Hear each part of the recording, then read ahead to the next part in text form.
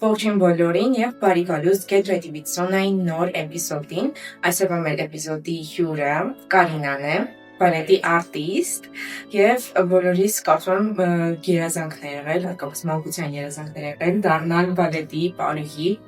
Այսօր ուզում եմ մի քիչ ավելի մանրամասն Կարինան մեզ ներկայացնի ինչ է կատարվում բեմի մյուս կողմում։ Սկսենք, բարև ձեզ, շատ ուրախ եմ հրավերի համար և հույս ունեմ, որ շատ հետաքրքիր թեմաներով կխոսենք, չեմ կասկածում ավելի ճիշտ, որ հետաքրքիր թեմաներով կխոսենք, գնացինք։ Այո, սկսենք մաշկի խնամքից։ Կարինան ունի մեր հավաքածուն Quality-ի ու ինքը շատ պրոֆեսիոնալ է վերաբերվում խնամքին, հատկապես շատ պրոֆեսիոնալ մաշկաբանի հետ։ Մի քիչ բան տեսնեմ այդ ամենից հետո ոնց է պարողությունն եւ Quality-ի մասին։ Հա, ասեմ, որ ընդամենը մոտ մի տարի առաջ եմ ես սկսել զբաղվել իմ մաշկի խնամքով նորմալ, այսինքն մինչ այդ ես ուղղակի լվացվում էի, ինչ որ կրեմ էի քսում եւ այդքանով ավարտում էի մաշկի խնամքը, բայց յուրախաղային կյանքը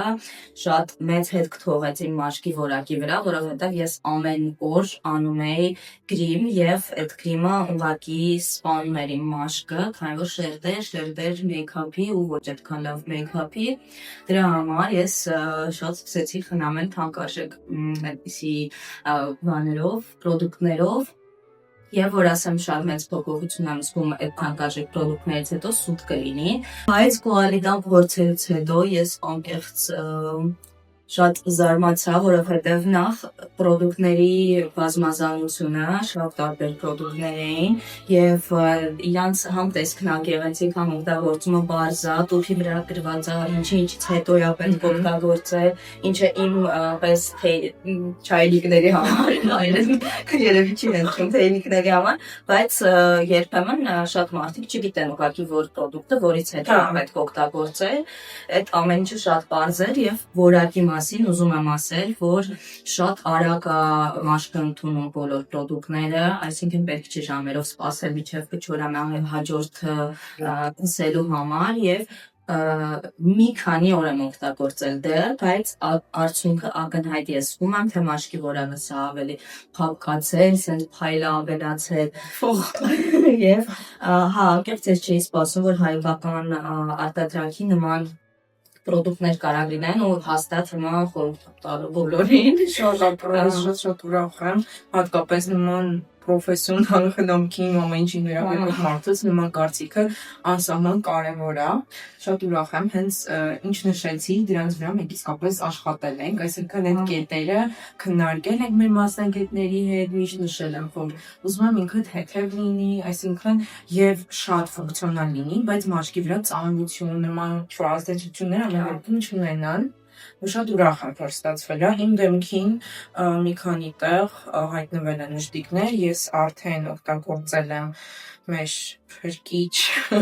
Quality-ի անտիակնե լոսյոնը, չգիտեմ սա փորձել ես թե չէ։ Չեմ փորձել, չէ, բայց անպայման կփորձեմ, որովհետեւ ես ակնեի խնդիր իրականում չունեմ, բայց միշտ ինչ որ բաներ այդպես Կարին,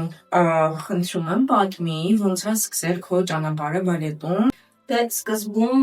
պրոֆեսիոնալ բալետի կրթությունը սկսվում է պարարվեստի քոլեջ ընդունվելուց, այսինքն մինչ դա մենք բոլորս սովորել ենք մեր հասարակ դպրոցներում, ես Չեխովի դպրոցում եմ սովորել 3 տարի, հետո արդեն ընդունվել եմ պարարվեստի քոլեջ, այն նպատակով, որ դե ճկուն եմ, կարող է ստացվի, մամաս առաջարկեց, կարող ուզենաս բալետի գնաս, ես լավ չգիտեի բալետը ինչ է, չէի տեսել երբեք բալետ, Մանիաների ինչ փակված են գեշտալտները։ Այո, իմ մաման էլ ոնց որ գնացել է բալետի մի տարի ու երևի ուզեցել է տենց ինձ էլ տեսնի բալետի մեջ, առաջարկել է, ես առանց իմանալու ինչ է բալետը, ինչի համար, դե մոտավոր պատկերացում ունեի, բայց չէի տեսել, որոշեցի, որ եթե մաման ասում է, ուրեմն չի կարելի ասել չէ, պետք է փորձել ու այդպես գնացին ընդունվելու պարարվեստի քոլեջի ստուդիա, որը դեռ սկզբնական ուղղակի նախապատրաստություն է, ծանոթություն բալետի հետ։ Ստուդիայից հետո պետք է ընդունելություն լինի Պարարվեստի քոլեջ եւ այդ ընդունելությունը ես շատ բարի հաջող հանձնեցի, որովհետեւ իմ տվյալները թույլ տալիս էին, որ ես ընդունվեի, բայց ինձ չէին ասել, որ ընդունվելուց հետո աղջիկ ջան, պիտի ուղեղդ աշխատացնես, որովհետեւ բալետը միայն մարմնի շարժումների մասին չի, այլ պետք է ուղեղով աշխատել։ Ավարտել ես, այսինքն բարի պետական քոլեջը։ Հա, Պարարվեստի պետական քոլեջ։ Այո, եթե ինչ-որ տենիս խորք ասեմ, Հա, եթե չկա, ընդհանրը նորմալ է, չի մնալ։ իսկ ինչ պայմաններ էին այնտեղ, ոնց էր միջավայրը, պայմանները։ Պայմանները այն ժամանակ անկեղծ շատ վատ էին, որովհետև շատ հին սովետական դպրոց էր, որը այդ ժամանակաշրջանից ընդհանրապես ոչ մի փուլ չէր անցել վերանորոգման, եւ մենք ամենա այդ հին վիճակում ենք սովորել իմ տարերի թվերը, բայց հիմա Պարարվեստի պետական քոլեջը այնքան վերանորոգված է, այնքան սիրուն է, բոլոր պայմանները կան, բացի այդ էլ բալետի կրթությունը անվճար է, ես զարմանում եմ, որ մարդիկ չեր ուզում այդտեղ հիմա գնալ սովորեն, միշտ սպրոս կա, կադրերի պակաս կա, չգիտեմ, իմ ժամանակ նորմալ էր, այսինքն մարդիկ տեսնում էին, որ հատկապես Չեխովի դպրոցից հետո ես որ գնացի լավ պայմաններից հետո գնացի Պարարվեստի քոլեջ, իմ մոտ շոկ էր, որովհետև ոչ մեզ հասարան էին նորմալ տվել, ինչ որ իշավոտնուկներով աթոռներ էին տվել, բաների փոխարեն, նստարանների փոխարեն իշավոտնուկ։ Այդպես նստած էին, բուֆետի սեղաններն էին դրել մեր դասարանում։ Գրատախտակի վիճակը ուղղակի աննկարագրելի, արդեն վաղուց է գրատախտակի վերջը եկել է, բայց մենք հենց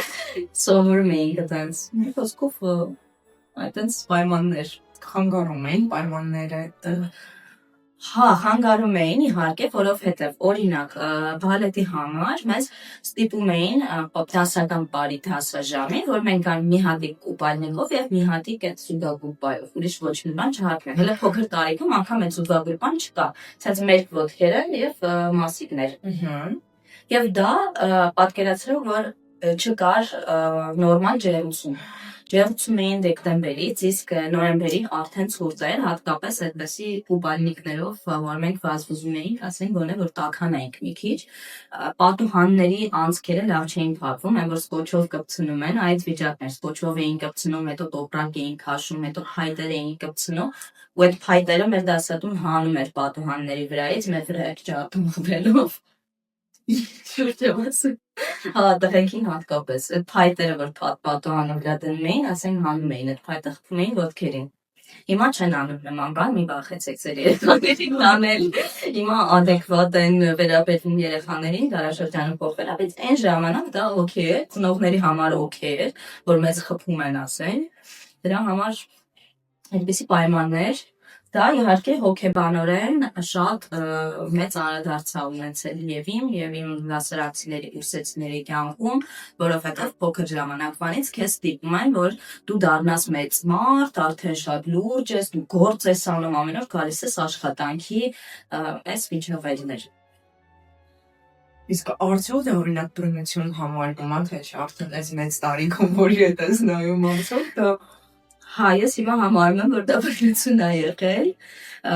որ մենք օրինակ մեզ կարող է եղունգով մինչև արյուն սխմեին, որ ասենք ուսի իջացներ երեխեն, ասենք սխմում էին ներքև ու մինչև արյուն էր գալիս։ Այդպիսի բաները ինձ համար նորմալ չի, ես դասավանդելուց նման բաներ իհարկե չեմ հատկապես որ արդեն դասավանդել հա, չի կարելի երեխաներին այդպես բացատրել։ Հնարավոր է, ասենք առանց այդ խիստ վիճակների Խիստ կարելի է լինել խոսքերով խիստ, վարքով խիստ, դասավանդումը լինի խիստ ծրագրով, դա շատ կարևոր է եւ իսկապես որպեսզի դիսցիպլինան երեխայի մոտ զարգանա եւ կամքի ուժը զարգանա, որովհետեւ բալետում թույլ մարդիկ չեն գոյատևում, բայց ծեծել, խփել, հատկապես տղաներին շատ էին խփում, դա նորմալ չի։ Ինձ համար եւ նորմալ չի եղել եւ եթե հիմա կան այդպիսի դասադուներ, ես քննադատում եմ։ Այո, այնպես որ ուշադիր եղեք ձեր երեխաներին։ Ես հիշում եմ, որ իմ մորաքրոջ երեխաները գնում էին բարի, գալիս էին կոպտուկներով ամբողջովի ու ասում էին դե նորմալ է տենց պետք է լինի դիսցիպլինա են ձևավորում ամեն դեպքում այդ խստությունը պետք է կապտուկներ կարան լինեն մենակ օրինակ ծնկի իջնելուց բարձրանալուց կամ ոտնաթաթի պոճի հատվածում կարա լինի ինչ որ սովետական ինձ թվում է կրթությունները այն ժամանակ շատ ընդունված էին այդ մեթոդները ոչ միայն բարարվեստում, այլ դպրոցներում էլ կային։ Ես հիշում եմ մեր քիմիայի ուսուցչուհին սենց մի քանի մետրանոց փայտուներ, սենց նստում էր ու հանկարծ ինչ-որ մեկը մի բան սենց հեռվից ինքը խփում էր։ Խփելը ես չեմ հասկանում, ոնց կարա ուղղից տա, եթե չտա հակառակ էֆեկտը, որ դեպիլանում այդ խփելուց, նա զայրանում այրամոտ սկսում է ագրեսիվ ինչ-որ վարքագիծ, որովհետև ում էլ խփեն, դա նորմալ ռեակցիա է, որ մարդը սկսում է չայնանալ, պաշտպանվել, ինքնապաշտպանական ռեակցիաներ են սկսվում եւ այդ աշակերտը կարող է իրան սկսի լավ պահել, որովհետև վախենում է, կամ կարող է վատ ավելի պահել, որովհետև բունտ անի, դրա դեպքում ագրեսիան կտանի դիշերքի վրա հետո իր կնոջ մոտ կբերի դա որ դա շատ լավ ելք է եւ լուծում է ինչ որ վարքը կարգավորելու համար, բայց դա այդպես չէ։ Իսկ քոլեջ ավարտելուց հետո արդեն պրակտիկա Պրակտիկան սովորաբար լինում է հենց քոլեջի տարիներին, բայց իհարկե ոչ իմ դեպքում բախտը իհարկե չի բերել։ Հիմա երեխեքը օրինակ արդեն դեռ սովորելով պարարվեստի քոլեջում գնում են թատրոնի խաղացանկային ներկայացումներին, մասնակցում են օպերային թատրոնի մասին է խոսքը գնում եւ հենց պարարվեստի ուսումնանում մի խաղացանք ունեն ներկայացումներ, որոնք օպերային թատրոնում ապարում են, օրինակ Ճոկովն ու Մրջյունը, բայց մեզ մոտ պրակտիկան եղավ մի քանի անգամ, ընդհանրապես մենք գնացինք թատրոն, ու մեր թատրոն գնալը այսպես էր, մենք գնում ենք թատրոն, 15 ժամ բացատրում ենք ով ենք մենք, ինչի համար ենք եկել, որտեղ թատրոնում տեղյակ չեն ինչի համար ենք մենք եկել, պարարվեստի քոլեջից, այսինքն երկու իրար հետ գից շատ կառույցներ, որոնք միմյանցից տեղյակ չեն, բացարձակ, մենք գալիս ենք թատրոն, մեզ ասում են դուք իրավունք չունեք վերելակով բարձրանալ, պիտի աստիճանով բարձրանալ։ Դուք իրավունք չունեք կանգնեք այստեղ, որովհետև դուք պետքա գնաք այն ծակը մտնեք։ Դուք իրավունք չունեք նստել դահլիճում, որովհետև դուք ով եք որ նստեք, դուք պիտի կանգնած լինեք, կանգնած սպասեք մինչև փորձը կավարտվի։ Ձեզ չենք կարա դնենք ոչ մի տեղ պարողների, եթե օրինակ պարողա բացակա, իրա փոխարեն մեզ չէին դնում, այդ տեղը ծակ էր մնում, այնքան որ մեզնից ոչ ոք չմասնակցեր այդ փորձին։ Չնայած իրանց շահերից է դա բխում, որ երեխան ինչքան շուտ խաղացանկը սովորի, ինքը որպես պատրաստի արտիստ կգա թատրոն եւ միանգամից կսկսի գործել։ Մեզ ոնց որ հատուկ խոչընդոտ էին, որ երբեք չսովորենք այդ խաղացանկը, հատուկ։ Ինչ որ կոնկրետ անձինք կային, որ ասում էին պետքա տենց լինի, թե բոլորին մոտ անմատացած էր այդ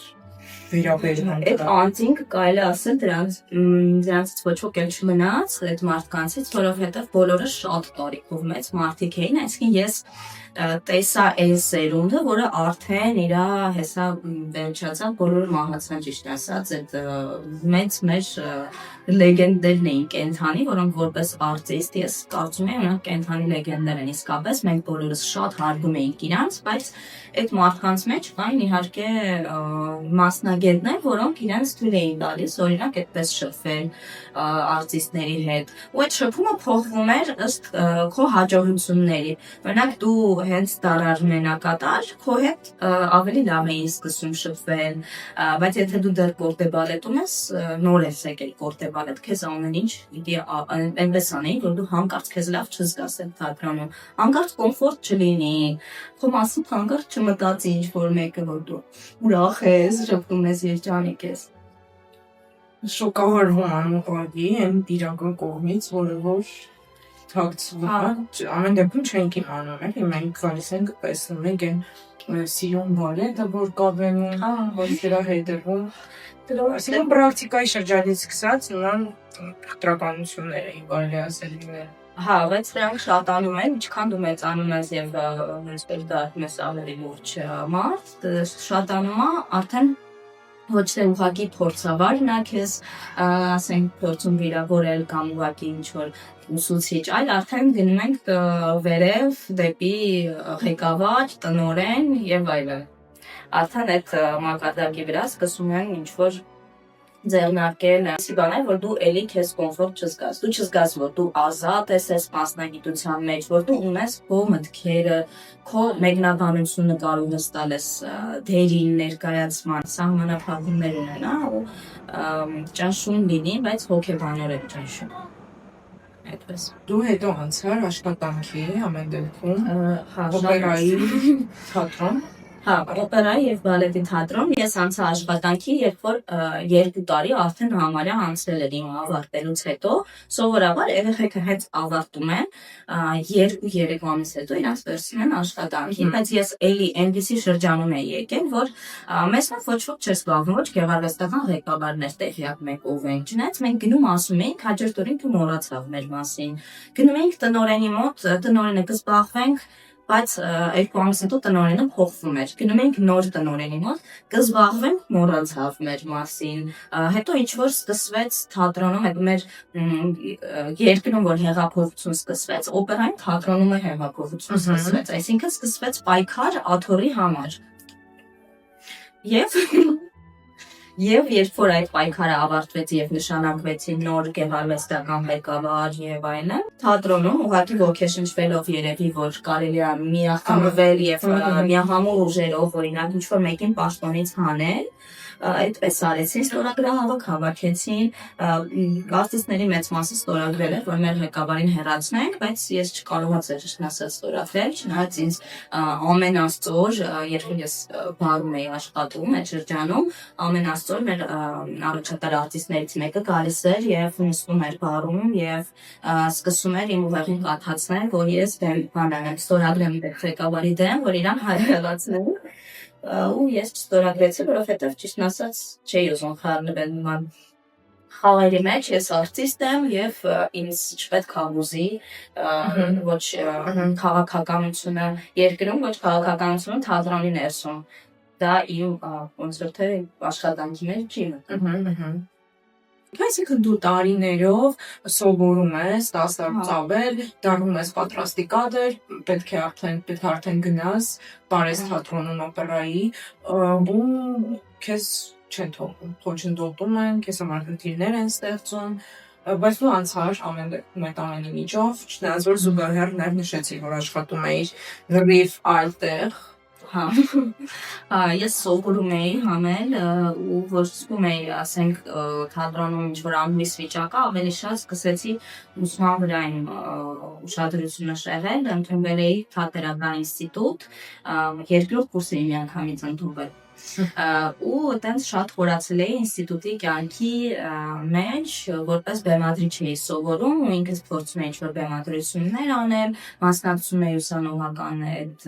ներկայացումների եւ այլն, մինչեւ մի օր ես ու ընկերուհիս դասն էինք նստած եւ ընկերուհուս զանգ ա գալիս օպերային թատրոնի տնօրենից, որ արի դիմում ստորագրի ընդունում եմ քեզ ու մենակ իրան, ես որ 2 տարի սպասել եմ, այսինքն հեջ Մի խոսքով ես գնացի մոտ, մենք խոսեցինք եւ այդ խոսալուց հետո ինքը ինձ էլ վերցրեց ու տպավորություններ ոնց որ ես խնդրել եմ, որ ինձ ընդունեն թատրոն, այնինչ վաղուց ես արդեն պիտի լինեի թատրոնում եւ աշխատեի թատրոնում։ Մի խոսքով այդպես ընդունվեցի, էլի մի ձև եւ մի ամբողջ տարի ես ապրել եմ թատրոնում, որ ասում են վատ դերեր չկա, պատկերացրեք, որ կան վատ դերեր եւ ես վատ դերերն եմ տարել, այսինքն օրինակ դեր, որը լրիվ դեմքը ծածկված է եւ ոչ ոք չի տեսնում դա դու ես թե ինչ ես ու դա ներկայացման վերջին 3 րոպեն է։ Ինձ ստիպում էին, որ ես գամ 3 ժամ նստեմ սպասեմ ներկայացումը վերջանա, որ վերջին 5 րոպեն հագնվեմ, գնամ բեմ մտեմ ու չի երևում դեմքս։ Հա Օրինակ նման բաներ էին անում։ Չնայած այդ դերերը արում են այն մարդիկ, ովքեր առաջին գործողությունն են πάρում, օրինակ, այսինքն դա հստակ ֆիքսված բան է թատրոնում։ Բայց չէ, իբր որ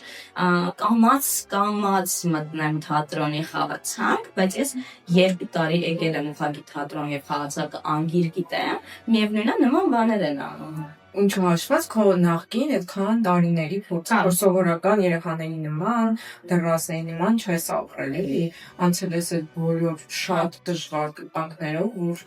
գաս վերջապես ընկերին, որին որ շարժվողից կարժանի էիր։ Ես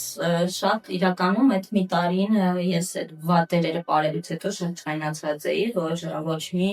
պրոգրեսից մոտ չի նկատվում, որովհետև ես համոզված էի, որ ես կարող եմ ավելին, ունեի նպատակ ավելին անելու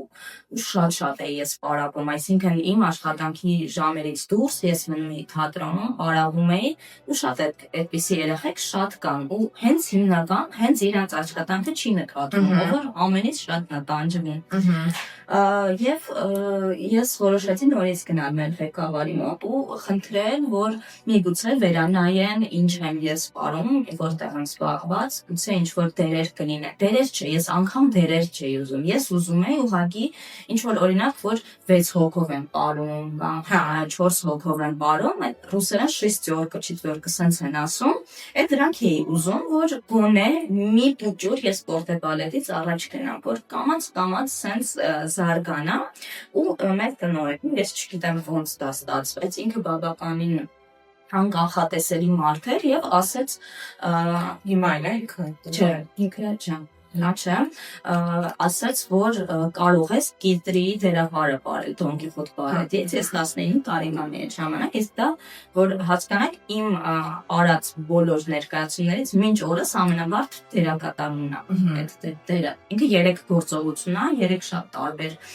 վիճակներ եւ պետք է այդ ամբողջը ես մի ամսում հասցնեի սովորեի, մի խոսքով այդ դերից հետո մի քիչ իմ դռները բացվեցին, որովհետև թատրոնում ինձ սկսեցին ավելի շատ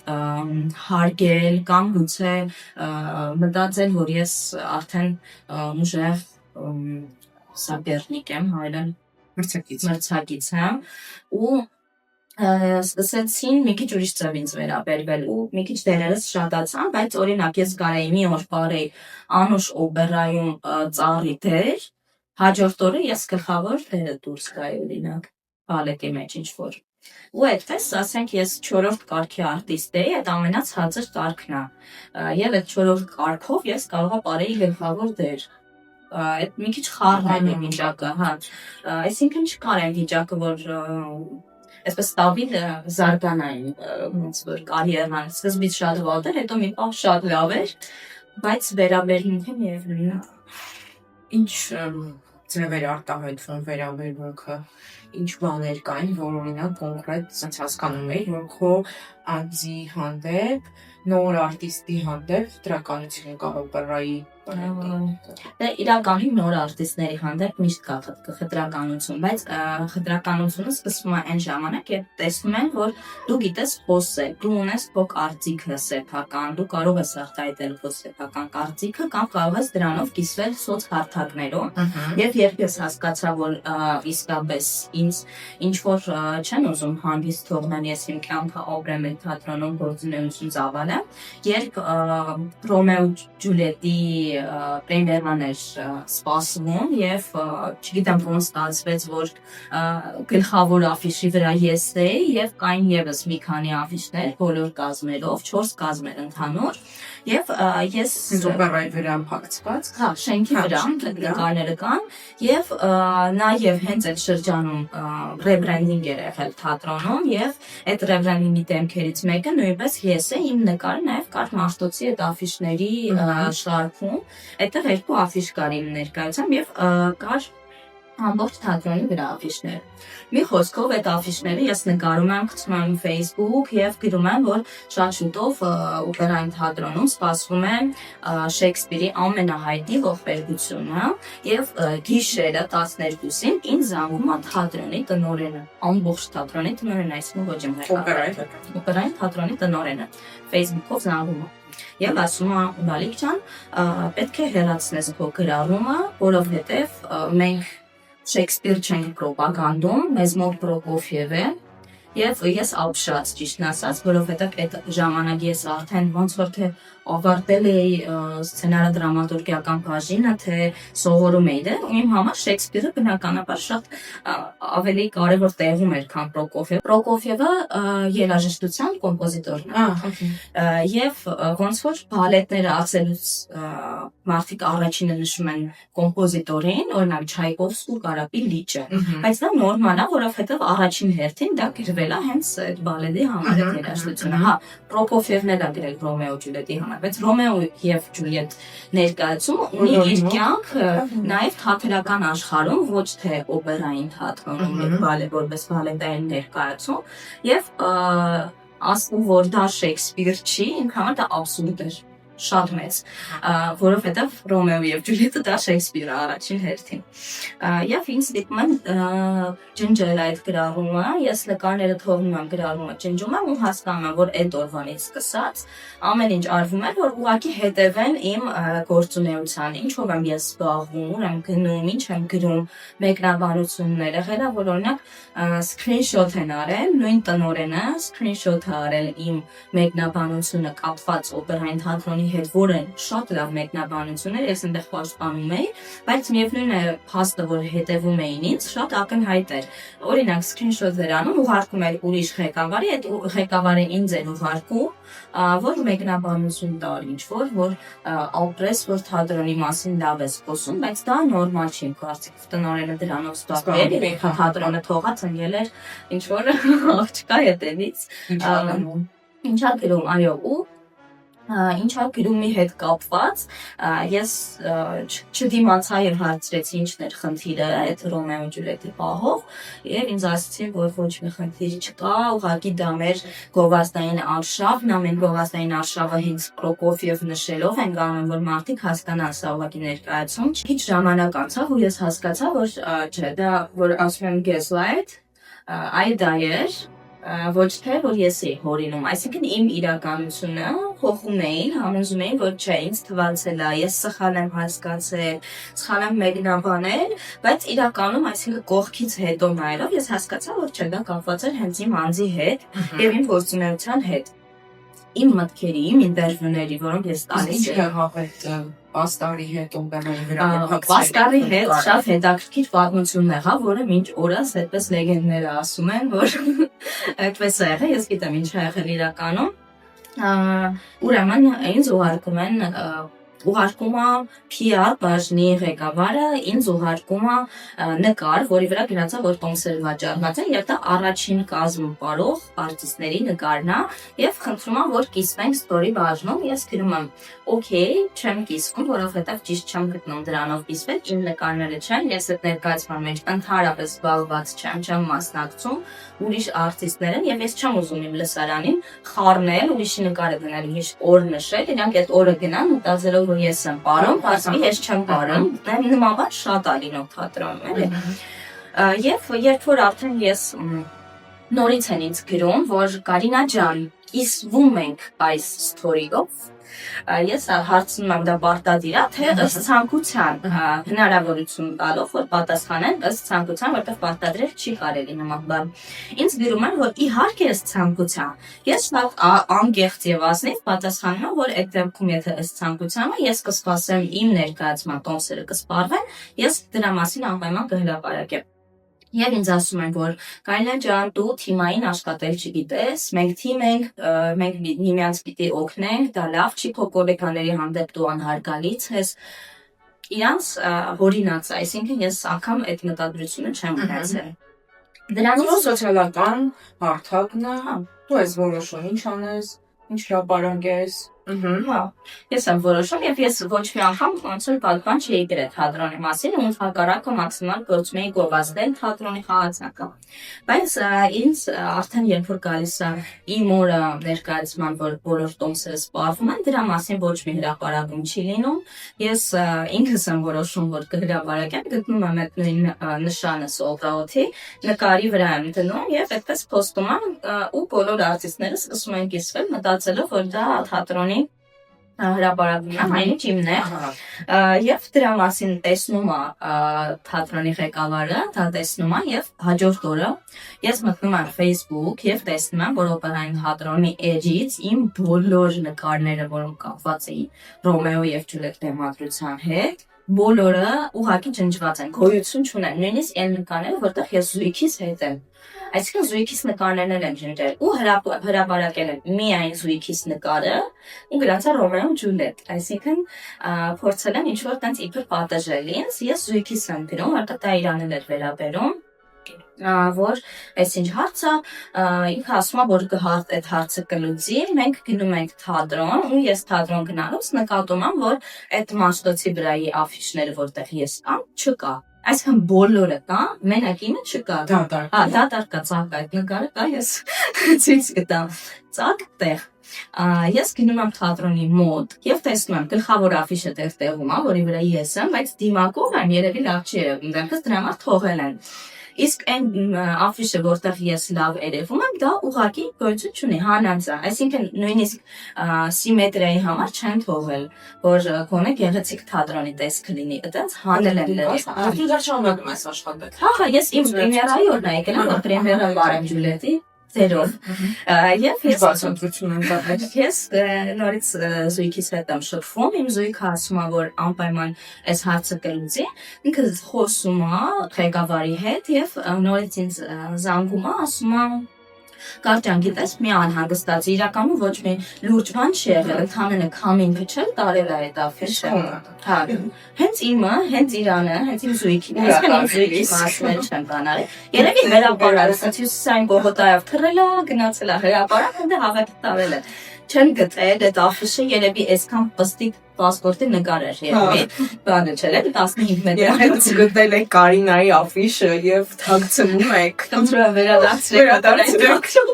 Վերցրեք թատրոնին վերադարձրեք։ Հա,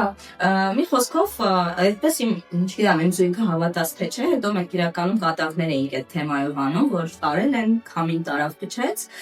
բայց ես շատ լավ հասկանում եմ, որ չի տարել 3 հատ իմ աֆիշը քամին տարբեր տեղերից փչի տանի։ Եվ այդպես ես ներկայացումով լրիվ շատ լավ եմ πάρել, այդ օրը շատ ընտիր անցավ, բայց մինչև ներկայացումը ես նստած եմ, պատրաստվում եմ հատակին իմ պլանտներն եմ կոչվում, մեկ էլ գալիս է տնօրենը, սենց նայում է իմ աչքերին, ասում է Կարինա, հələ նայի աչքերից, նայում է, սենց ուշադիր նայում է, սկսում է իր գոլեգայի հետ ինչ-որ զրույց վարել, եւ ես հարցնում եմ ինչ-որ բան նորմալ, ինչ-որ բան խնդիր է, հա։ Նայում ասում չէ, ես ստուգում էի դու լավ ես, քո գրիմը արել թե ոչ, բայց ես հասկացա ինչ էր ինքը ստուգում, ինքը ստուգում էր, ես լացել եմ թե չէ, երևի, որ տեսնի իմ ռեակցիան իրենց պատժին, որովհետև այդ պատիժ բառը ես չեմ որինել, դա ինձ հետո ասել են, որ Կարինա ջան, դա այդպես մենք որոշեցինք ես մի քիչ պատժել, դա ասեց ինձ PR բաժնի ղեկավարը, որը ինձ դիտում էր կիսվել այդ գրառումներով։ Այնպես որ այսինքն դու ինչ-որ խնդիրներ էիր տեսնում, բարձրաձայնում էիր այդ մասին ու տնօրենության դա դուր չէր գալիս։ Հա, խնդիրներ, օրինակ, որպես այն ժամանակ ես SMM էի սովորել եւ օրինակ ես առաջարկում էի ինչ-որ բաներ այնպես անել, որ շատ ավելի լավ կլիներ դրայի էջի համար, հա, որտեղ ես ոնց որ անվճար պատրաստ էի օգնել այդ էջը վարել, ինչ-որ կոնտենտ ստեղծել եւ այլն, բացարձակ ոչ մի ռեակցիա դրա էջը վարվում էր շատ անկանոն եւ օրերից մի օր այդ էջը ուղղակի հակարեցին եւ ջարդեցին եւ տարան սկսեցին ավտոմեքենաներ վաճառել այդ էջով դա ինձ համար դա նորմալ չի որպես երկրի գլխավոր թատրոն պետական կառույց այդքան ռեսուրս ունենալով չհետևել նման բարձ աշխատանքի ինչը սոցիալական մեդիայի ուղղակի կոնտենտ ապահովել էր էին գրում օպերատիվ հա ինչ-որ բանվումներ էին վարվում։ Իսկ մոտ էր էջը, այսինքն ում ստացվեց, որ ջարդեցին, հեշտ բան չի։ Այդ էջը բացվել էր երևի միլիոն տարի առաջ, դեռ դինոզավրերի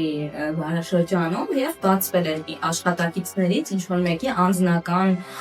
էլեկտրոնային հասցեով եւ այդ մարդը վաղուց չէր աշխատում թատրոնում վերականգնելու հնարավորություն կար միայն այդ մարդու հետ կապվելով, այդ մարդը կարծեմ որ Հայաստանում էր ոչ էր, ինքն էլ չուներ այդ իր թատրոնային հասցեին մուխ ինչ որ այսպեսի հիմար պատմություն անկեղծ ու բացի դրանից ինձ կարող է հատուկ ուղարկեին հարցազրույց տալու որ ինչ որ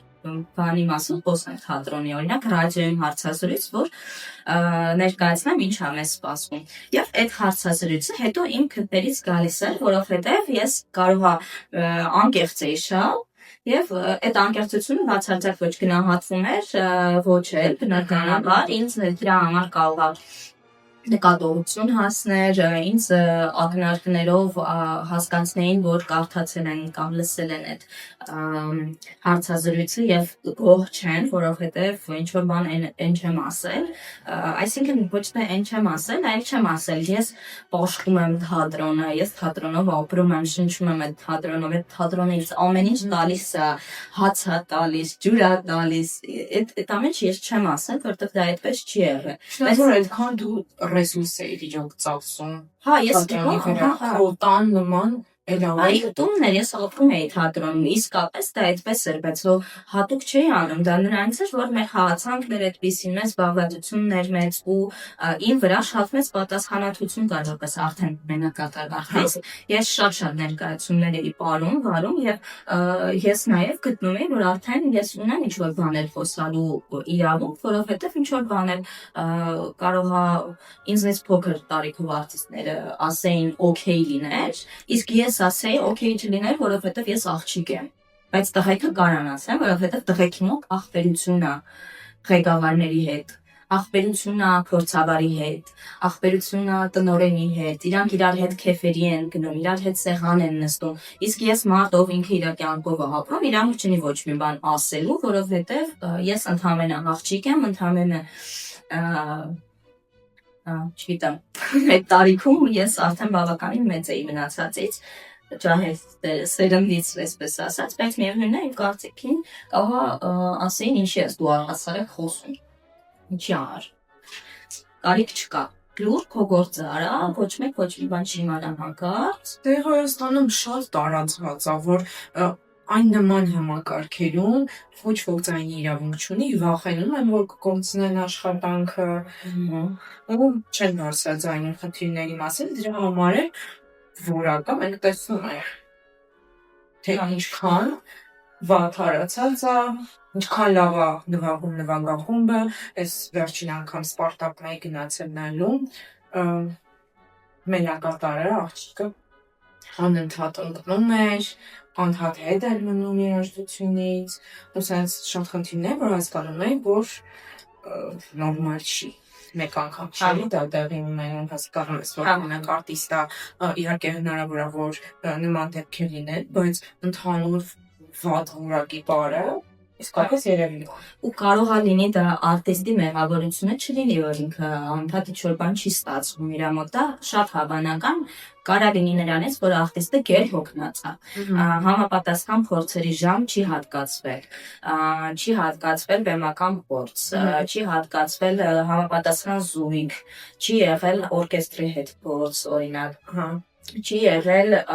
հանգստի ժամեր, օրինակ փորձերի միջև, չի եղել նախօրոք տրված գրաֆիկ, որով արտիստները կարող են պլանավորել իրենց հանգիստը, որովհետև աշխատելուց ավելի կարևոր արտիստի համար իր հանգիստը կազմակերպելն է, որ ինքը կարողանա նոր մարդու պես հաջորդ օրը գա ու աշխատի, ոչ թե երեկվա այդ մեռած վիճակով նորից գա մեռնի, մի հատ էլ հաջորդ օրը մեռնի ու տենց ամեն օր ինքը մեռած ինչ-որ փորձի գոյատևել։ Դրա համար նույն օրկեստրի ոչ միախմբված վիճակը կարող է լինի նրանից, որ չկա լավ ղեկավար, որտեղ օրկեստրի հատով սենց որ ամեն երաժիշտին վերցնենք, բոլորն էլ երաժիշտներ են պրոֆեսիոնալ կրթությունով, ոչ ոք թերուս չի, բայց միասին միախմբված աշխատանքի համար պետք է լինի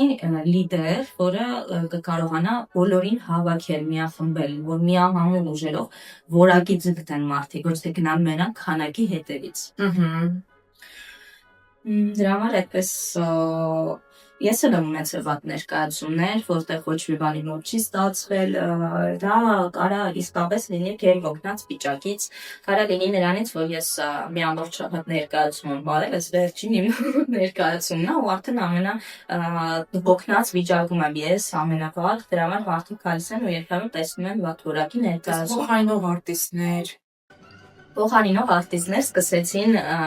դա ներգրավեց թատրոնի ոնց որ գործելա կարգի մեջ, երբ մեր առաջատար արտիստուհիներից մեկը Գայանե բալետին ուղղակի ջարդվեց ու չէր կարել շարունակել իրան, ասենց գրկացում էր տղաները տարան, երկրորդ գործողությունը դեռ չի վերջացել, Գայանեն դեռ մուտք ունի, բայց չի կարել, չունեք Գայանե գնաց Գայանե վերջանում է երկրորդ գործողությունը, ուրեմն վերջի հատվածը չի լինում սյուժետային փոխվում է Գայանեն, այսպես ասեմ, չի լինում, անտրակտ են հայտարարում, անտրակտի ժամանակ զանգում են, կանչում են մեր մյուս առաջատար արտիստուհուն, որը մասիվից պիտի գալ օպերային թատրոն այն ժամին, երբ որ ուղղակի հնարավոր չի մեքենայով տեղաշարժվել, այսինքն հանդիսատեսը ուղղակի նստել է, սպասել է այնքան, մինչև մի եւս մեկ Գայանե կունենանք։ Ու երբ որ դա եղավ, ես կուլիսներում շատ բարձր ասեցի, որ որովհետև պիտի թատրոնում լինեն փոխարինող արտիստներ, թատրոնում մնան։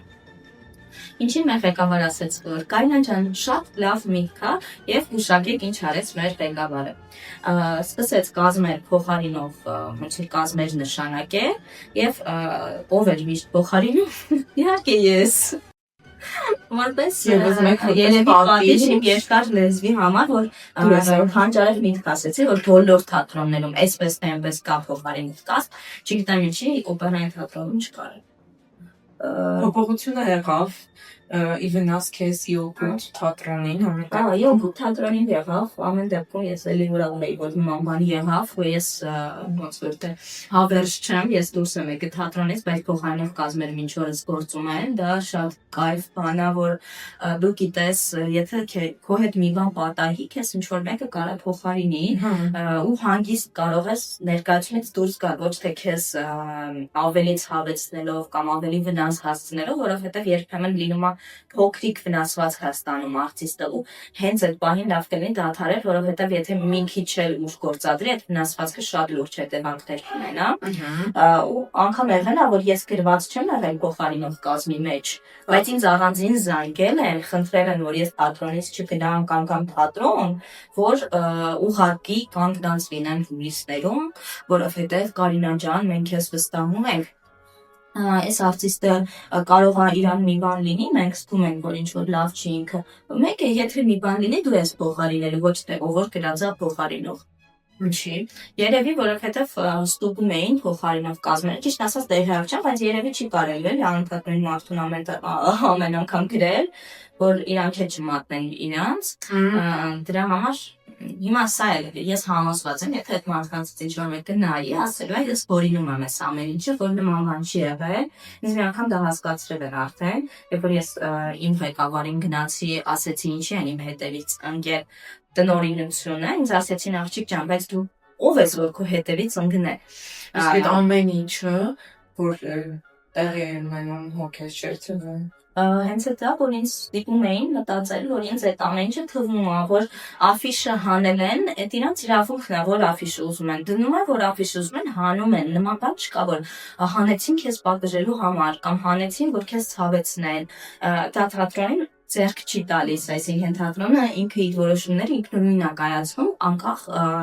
արտիստի իրար պահելուց կամ եւ այլն, բայց այդպես չէր 100%, որովհետև ակնհայտ էր, որ հենց մենակ իմ աֆիշը չկա այդ բոլոր աֆիշների մեջ, այսինքն հանելուց բոլորը հանում են, փոխում են, կամ ըստ խաղացանկի են փոխում, բայց ոչ թե դեռ այդ օրն է, ես պիտի πάρեմ իմ պրեմիերանում արդեն գացին իմ աֆիշը ուղղակի գոյություն չունի, ոնց որ ես չլինա։ Կոմպյուտերն այդքան մի հատ այդ աֆիշը փակցնեին։ Օրավ գնաց, բան արած, մոնտաժած, ես ինքս տեսել եմ ոնց են մոնտաժում, եւ վիդեո ունեմ այդ օրվանից, որ կախում են այդ աֆիշը, այսպես ձգվում են հատուկ մետաղյա բաներով ձգվում են պատի մեջ, անհնար է դա քամին փչի տանի։ Հետո ամեն դեպքում ինչ որ փուլ եկավ, որ դուրս եկավ, չէ՞, օպերայից։ Հա, դուրս եկա մոտ 2 տարի առաջ երևի, գերհոգնածությունից, եւ որովհետեւ իմ կարգը չէին բարձրացնում, այսինքն ես մենակատար էի, բայց արդեն ժամանակն էր, որ ինձ պետք է առաջատար արտիստ նշանակեին, եւ կար այդ հաստիքը, մեր առաջատար արտիստներից մեկը դուրս էր եկել, այդ հաստիքը ոնց որ թե բաժանեցին 4 մասի եւ 4 տղա վերցրեցին աշխատանքի, ու տղաների այնտեղ վիճակը, որ շատ ավելի լավ է եւ շատ ավելի հեշտ է, այդպես է, դրան մենք արդեն սովոր էինք, բայց ինձ ասեցին, որ իմ կարգը չեն բարձրացնում, որովհետև ես տարիքով փոքր եմ, այնինչ ինձնից տարիքով փոքր արդեն կար առաջատար արտիստ եւ իմ դասարանցին տղա արդեն առաջատար արտիստ էր, չնայած ես այնպես չէ որ ավելի վատն էի, բայց ինձ ասում էին, գիտես ինչ, քո այդ դասարանցին գերաս տղա, մենք պետքա գնանք վառենք եկեղեցում, որ մենք այդպիսի արտիստ ունենք Հայաստան, Հուշակեք ինչ արեց այդ արտիստը, հանգիստ թողեց գնաց Հայաստանից, որովհետև ինքն էլ հասկացավ, որ վերաբերմունքը այն չի, եւ նրանից հետո որ ես դուրս եկա, առաջատար արտիստ նշանակեցին ինձնից փոքր աղջկա, որը անշուշտ արժանի է դրան, բայց մի քիչ անդրամաբանական ստացվեց։ Հա, 5 դերաբար կատարելու համար, իսկապես դա լրիվ արդեն հերիք է առաջատար արտիստ դառնալու համար, որովհետև դա խաղացանկի ամենաբարդ դերերն էին, իրան կատարածը, բայց իմ կատարածը այդ պահի դրությամբ շատ ավելին էր, ես 12 խաղացանկային դեր էի կատարել եւ ոչ խաղացանկային ևս դերեր, օրինակ փոքր ներկայացումներ կային մի գործողությամբ եւ այլն, ես այդ ամեն ինչը ապրել էի, բայց միևնույնն է արժանի չէի այդ հաստիքին այսպես ասած, եւ ես ասացի, եթե ինձ չեք տալիս ստեսություն, ես գնամ այնտեղ, որտեղ ինձ կտանե, ինչի ինձ իսկապես պետք է, իսկ ինձ իսկապես պետք է լինել առաջատար արտիստ, ոչ թե կորդե բալետի, որովհետեւ կորդե բալետում ես ինձ շատ վատ էի զգում։ Просто ժամանակը եկել է, հա։ Իմ համար եկել է, որովհետև մարդկա կարող է 15 տարի արի կորդե բալետում, վերջի մի քանի տարին իր գործունեության դառնա մենակատար, բայց ես դրա հետևից չէի ոնցոր այդ մասնագիտության մեջ, ես հասկանում եմ, որ ես կարող եմ մեր թատրոնի ոնց որ համար եւ մեր երկրի համար ես կարող եմ լինել շատ լավ արտիստ, ես ինչքան կարողացել եմ Նաև նշեցի, որ այդ ընթացքում աշխատում էի բառում, բնականաբար բարձա, որ ոչ թե մենակ դու, մնացած արտիստներն փորձում են ֆինանսական տարբեր միջոցներ հայթայթել, այլ ուղղություններով, լրիվ այլ մասնագիտություններ փորձելով, բոլորը ունեն երկրորդ աշխատանք, ով չունի երկրորդ աշխատանք, ուրեմն ունի ինչ որ զուգընկեր, որ իրեն նորմալ ապահովում է, կամ ունի ծնողներ, որոնք ապահովում են, նա դեռ շատ չի մեծացել, այսինքն, կամ սովորում է ուղղակի չի հասցնում համ սովորի, համ աշխատի, համ մի հատ աշխատի, կամ ուղղակի ինքը այնքան ներգրավված պրոցեսներ մեջ, որ իրան ընդհանրապես փողը չի հետաքրքրում, այսինքն ինքը մի ձև կգոյատևի խաչակուրի ուտելով ամեն օր։ Իմ համար դա այլևս չէր, ես սովորում էի ինստիտուտում եւ պիտի կարողանայի վճարել այդ ինստիտուտի վարձը եւ ուզում էի ինքս մի քիչ ընդլայնել իմ ոնց որ աշխարհայացը։ Բեմադրություններ Հայաստանում չեն անում։ Անընդհատ, հա։ Ես գիտեմ, որ մեծ բեմադրություններ դրսից են գալիս, բեմադրում են, գնում են, հա, դա մեծ բալետները են ամեն դեպքում։ Մեծ բալետները, հա, դա շատ ցանկալի է եւ դա շատ լավ է, որ դրսից գալիս են, դրա մասին եմ ես միշտ ասել, որ պիտի շատ լավ մասնագետներ դրսից բերեն, որ այդ բեմադրությունները կայանան, բայց անգամ այդ դեպքում միշտ մի բան հայերի կողմից ոնց որ կարող է փոփոխվի եւ այն չլինի ինչպեսին պիտի լիներ այդ ներկայացումը, որովհետեւ փորձեն էկոնոմիա անել օրինակ կոստյումների վրա, էկոնոմիա անել դեկորացիաների վրա, էկոնոմիա անել մարդկանց քանակի ներգրավելու մեջ եւ դա գուցե եւ թատրոնի խնդիրը չի, գուցե դա պետական մասշտաբով խնդիր է այդ էկոնոմիա անելի պահը, բայց մի կողմից էլ կարելի է մի քիչ ճիշտ մտածված բաշխել այդ ֆինանսները, որ տրամադրված է եւ ստանալ լիարժեք որակով ներկայացում, իմանալ, որ մասնագետները իսկապես կարող են լավ կոստյումներ կարել, ուղարկել մասնագետներին վերապատրաստել, սովորել կոստյումներ կարել, որ ամեն անգամ 15 տեղ չկարվի այդ կոստյումները մի ներկայացման համար, որտեղ չի հերիքում մարդկանց քանակը, կոստյումների քանակը շատ է, աշխատող մարդկանց քանակը քիչ է, այդքան մարդ չի կարելի այդքան կոստյում կարի, եւ տարբեր ատելյեներում է կարվում։ Ստիպված արտիստները հոգնած մի հատ պիտի գնան ատելյե հասնեն, որ այդ կոստյումները 15 անգամ չեն անում։ Օպերայում որոշ մասը արվում է, բայց օպերայում ավելի շատ անում են փոփոխություններ, այսինքն ինչ-որ պետք է փոփոխել կամ մի հոգու համար երբ կոստյումը կարվում, որ նոր դերակատարը իր համար պետք է կարվի, ապա հենց օպերայի մասնագետը կարի։ Բայց դե կան կարողներ, բայց էլի, օրինակ ինձ կարող է ասել, որ լավաբաները կարի մեքենաները ինքն է բերել օրինակ թատրոն։ Հա։ Եթե այդ մարդուն թելացնեն աշխատանքից, ինքը իր կարի մեքենաները վերցնելու գնա։ Եվս մեկ խնդիր։ Ամեն տեղ է դա, այսինքն մարդը որ բացել էր էջը պետք է իրարով սովորել, այս դեպքում իրանց սարքերը պետք է թողան, որ ինչ-որ խնդիր չլինի։ Ես իմ պարանն եմ թողել, թռնելու պարանը թողել եմ թատրոնին,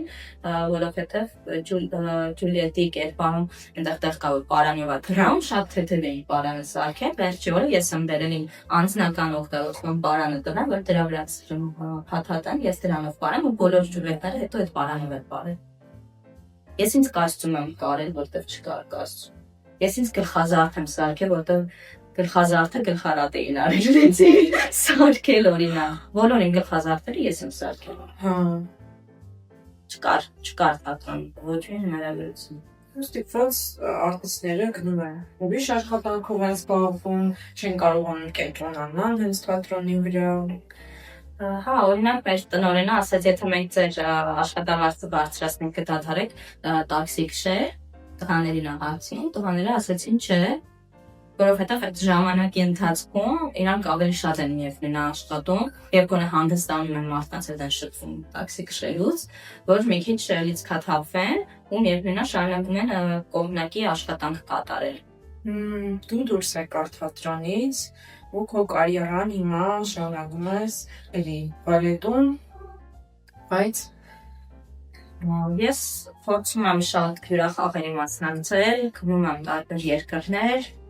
մասնակցում եմ հյուրախաղերի, վաստակում եմ գումար մի քանի ամսվա կամ մի տարվա համար եւ գալիս եմ Հայաստան, հանգիստ իմ համար շարունակում եմ իմ կյանքը, հանգստանում եմ ինչքան որ ես կարիք ունեմ հանգստանալ, դասավանդում եմ, ինչքան որ կարիք ունեմ դասավանդելու, օրը 1-2, մաքսիմում 3 ժամ եմ դասավանդում եւ մնացած ամբողջ ընթացքում ես ազատ եմ եւ կարող եմ տնօրինել իմ ժամանակը, իմ գրաֆիկը, տարբեր պրոյեկտների մեջ եմ մասնակցում, բեմ ապրում եմ, հիմա շատ ինտենսիվ բեմադրական Նույնակ աշխատանքներ գնում անընդհատ լինում են բալետային համարների պատվերներ, որտեղ ասենք մարդիկ իրենց երեգույթներին ուզում են բալետային համար տեսնել։ Հա, ես տեսա շատ սիրուն վերջինը, շատ վերսա, շատ սիրուն էր։ Խոսքով տենց բաներով եք զբաղվում։ Արդեն այդքան փորձառություն ունես, ինչ խորհուրդ կտաս հատկապես մամաներին, որ ուզում են իրենց երեխան բալետով շարունակի, որտեղ գնան, որտեղ դիմեն։ Իմ խորհուրդը բոլոր ծնողներին, ովքեր ուզում են, որ իրենց երեխան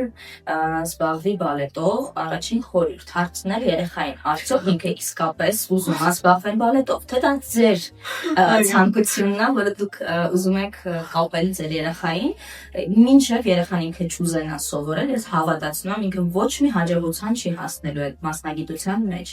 Երկրորդը, երեխային նախորդ պետք է պատրաստել, թե ինչ է իրան սպասվում, որ բալետը դա գեղեցիկ յուբեչկաները չեն ծուլից,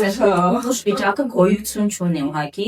բալետը շատ ուժեղ մարդկանց համար է այդ մասնագիտությունը եւ էլի կան այդպիսի մասնագիտությունների իհարկե, շատ մեծ պատասխանատվություն է արտիստների համար նվիրել հեքիաթ եւ մինչեւ այդ երեխան չիմանա ինչ գնով է այդ հեքիաթը ստեղծում, ինքը պատրաստ չի լինի դա ստեղծել եւ տալ, որովհետեւ տալուց սպառվում է արտիստը եւ մնում է զրոյական վիճակում մինչեւ նորից կարողանալ լիցքավորել այդ ամեն ինչը։ Միակ հաստատությունը Հայաստանում, որը տալիս է բալետային պրոֆեսիոնալ կրթություն, վերջում տալիս է դիպլոմ եւ ուղարկում է թատրոն աշխատելու Պարարվեստի պետական քոլեջն է։ Մնացած բոլորը միայն սիրողական խմբեր են։ Նման սիրողական խմբում նաեւ ես եմ աշխատում եւ կարող եք ինձ մոտ երեխային բերել նախապատրաստման դեպի ընդունում օրինակ Պարարվեստի քոլեջ։ Ընդունվում են 8-9 տարեկանում Քոլեջ, իսկ կոմոդ ինձ մոտ կարող են գալ 3 տարեկանից, բայց այսպես ասեմ, 3-4 տարեկան երեխաները ոչ մի լուրջ ոնց որ գործունեություն դասի ընթացքում չեն անում, բացի մտավոր, շատ են մտածում դասի ժամանակ, սովորում են կոմունիկացվել, սոցիալիզացվել, խոսել։ Ես ծնողներին խորհուրդ եմ տալիս ուղղակի տեսնել ինչքան գումար պետք է ծախսեք տարեկան օրինակ, որ այդ կրթությունը ստանա երեխան, որովհետև ամեն ինչով ապահովում է Պարարվեստի քոլեջը եւ սնունդն է տալի եւ օրինակ բուանքներ է տալիս, մասնագիտական կոշիկներ, ամեն ինչ տալիս է, բայց միևնույնն է շատ մեծ սասերի հետ է կապված բալետային կրթությունը եւ եթե դուք պատրաստ չեք ժամանակ ամենակարևորը ժամանակ ծախսել ձեր երեխայի համար եւ ամեն ինչ անել, որ ձեր երեխան ստանա համապատասխան կրթությունը, հագուստը եւ ամեն ինչը, որ իր իդեալական լինի, մի սպասեք, որ այդ երեխան հաջողությունների է հասնելու։ Իրան սկզբանե պետք է ապահովել ամեն ինչը, որ ինքը հետագայում կարողանա ինքնուրույն արդեն քայլի այդ մասնագիտության մեջ։ Ինչ սպասեմ էլի, որ գումար են աշխատելու եւ այլն, դրա մասին չի։ Գումար մասին բալետը գումար վաստակելու մասին չի, առհասարակ, ես դրա մասին անգամ Instagram-ում եմ հաճախ խոսում, որ եթե դուք ուզում եք գումար աշխատել, ուրեմն երևի ընտրեք ուրիշ մասնագիտություն, որովհետև կամ դուք բալետի հետ կապված բիզնես պետք է անեք եւ դա լինելու է միևնույն բիզնես, կամ որպես արտիստ դուք պետք է լինեք աշխարհի այն աստղերից մեկը, ով ինքն է իր կինը գրում, նշում եւ այլն, բայց բալետի արտիստը, որը աստղը, այն ամենամեծ աստղը, միևնույնն է, օրինակ հոլիվուդյան դերասանի աշխատածի կեսն չի աշխատի։ Լրիվ ուրիշ թվերի մասին է, այսինքն օրինակ բալետի աստղը ֆուտբոլի աստղի պես չի կարող վաստակի։ Լրիվ ուրիշ գների մասին է խոսքը գնում։ Մեկը հիպոթեկով է բնակարանը աղմելու։ Մի քիչ արագ կվճարի։ Ես էլ իրական կողմում եմ լսել։ Մեկ ինձ շատ հետաքրքիր է, դու որ բալետի դպրոցն ես հավանում կամ օրինակ հուսական բալետի դպրոցներն են շատ այսպես անվանի եղել են Ռուսաստանում եւ աշխարհում ամենաառաջադարձ դպրոցը դա Վագանովայի ակադեմիան է եւ Վագանովայի Սանկտ Պետերբուրգում Վագանովայի մեթոդիկան, որով ես էլ եմ դասավանդում, ես էլ սովորել եմ հենց այդ մեթոդիկայով, Հայաստանում այդ մեթոդիկայով են աշխատում, իդեպ Վագանովան հայա եւ Ագրիպինը Վագանովան հպարտանալու առիթ կա, բայց կա օրինակ եվրոպական դպրոցներ կան, որոնք սիրով ես կսովորեի այնտեղ օրինակ Լոնդոնում շատ կուզեի սովորել թագավորական դպրոցում կուզեի շատ սովորել Փարիզի դպրոցը ուղղակի այնտեղ բալետը ծնվում է, բալետի շունչը ամեն ինչը կա, բայց խստության առումով Վագանովան ամենախիստն է, հիմա ամենաբարը նպաստ ժամանակն է, որ երեխան սովորի այդտեղ, որովհետև Նիկոլայ Ցիսկարիձեն է ռեկտորը, ֆրենչը, այո, վրանսի, էլի ռուս չի, հետո ասում են ռուսական բալետ, լրիվ տարբեր ազգություններից են իմանալու, Ցիսկարիձեն շատ հոյակապ մասնագետ է, ինքը իհարկե մի քիչ կարող է վատ վերաբերվի երեխեքին, բայց ինքը արժի էլի, որ ինձ տակը հիշեն երեխեքը հաստատ այդ վերաբերմունքը, ամեն դեպքում չի ծեծում, չի խփում, բայց շատ խիստ է եւ ես կարծում եմ, որ լավագույն տարբերակը հիմա երեխայի համար սովորել կամ Սանկտ Պետերբուրգում կամ եվրոպական այդ առաջադարձ դպրոցներից մեկում Փարիզում կամ Լոնդոնում։ Ինձ նաև հետաքրքիր է դու ոնց ես վերաբերվում շատ բալետի արտիստներ, հայտնի լոկալական մակարելի տարիքի, ասում են, որ բալետի արտիստը իրավունք չունի հարաբերություններ ունենա, ընտանիք ունենա, երեխա ունենա։ Եթե այսպես լիներ, չէին լինի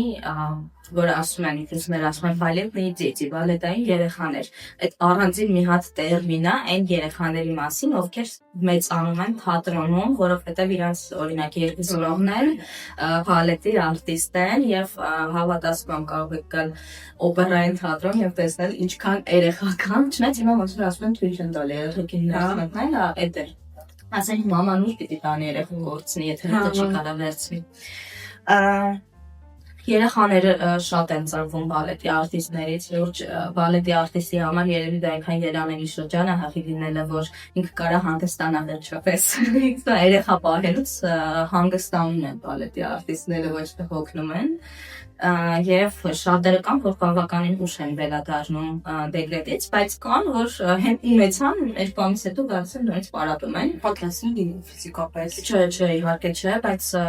շատ արագ կան, որ վերականգնվում են, իրանց մարզավիճակը շատ արագ հետ են բերում։ Ես ուզում եմ նշել հերոսություն, որը կատարել է իմ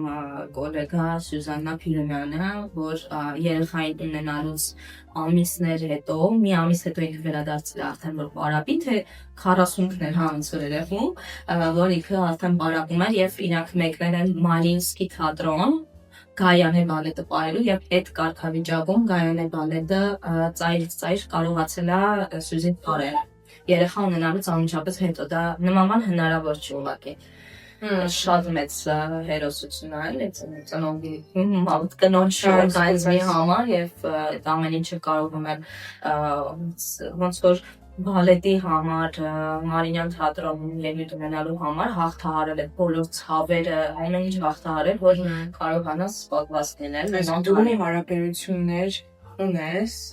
Ես ամուսնացած եմ։ Այո, ես գիտեի, բայց ուզում եի դու ասի։ Համար շոկ էր։ Ամուսնացած եմ ոչ բալետի արտիստի հետ, այո, բալետի արտիստներից համար տաբու է։ Ես չեմ սիրում իրանցել,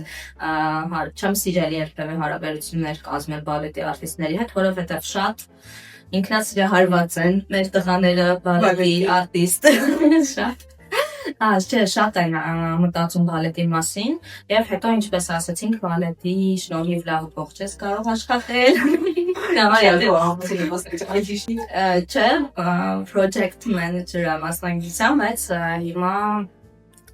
կամպանիայի co-owner-ը եւ այդպես դե արտիստի կյանքը հեշտ չի։ Հատկապես բալետի արտիստի կյանքը բացարձակ Այս բանի մասին չի խոսքը։ Աղջիկների համար առավել ավելի լավ պետք է լինեն պայմանները, որովհետև աղջիկները մեր առանձնահատկություններից ելնելով ուզած չուզած չէ գնում եք, ապրում եք, կապ չունի ինչ վիճակում եք։ Կապ չունի, իրականում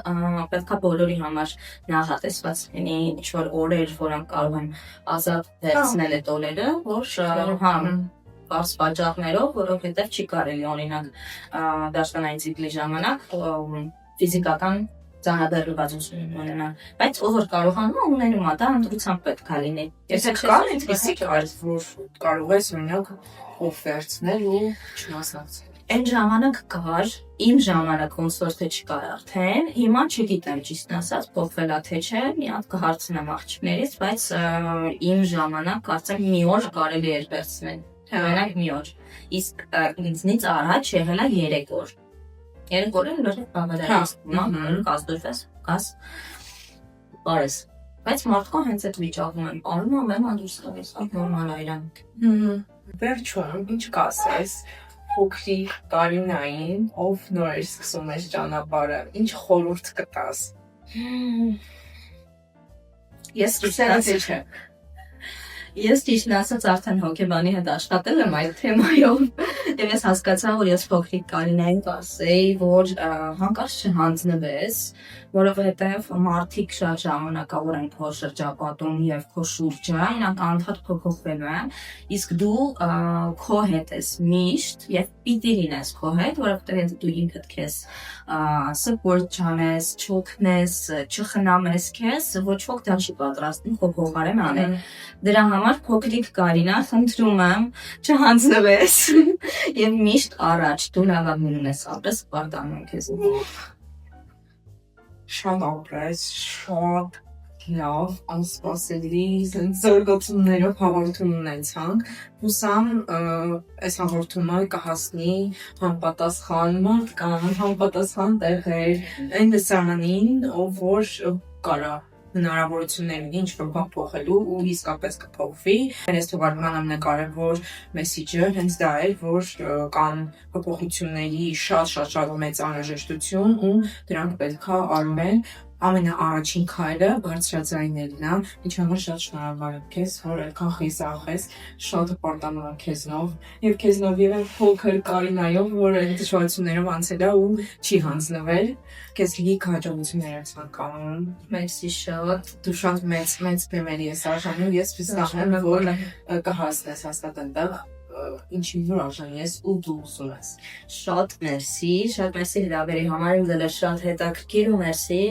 հարթակ տրամադրելու համար, որ վերջապես ես խոսեմ այս ամեն ինչի մասին ու պատմեմ իրականությունը։ Ես շատ երկար իրականում սպասել եմ ու մտածել եմ արժի թե չարժի, ես հասկանում եմ, որ արժի, ինչ որ մեկը դա պիտի անի, պատրաստ եմ լինել ես։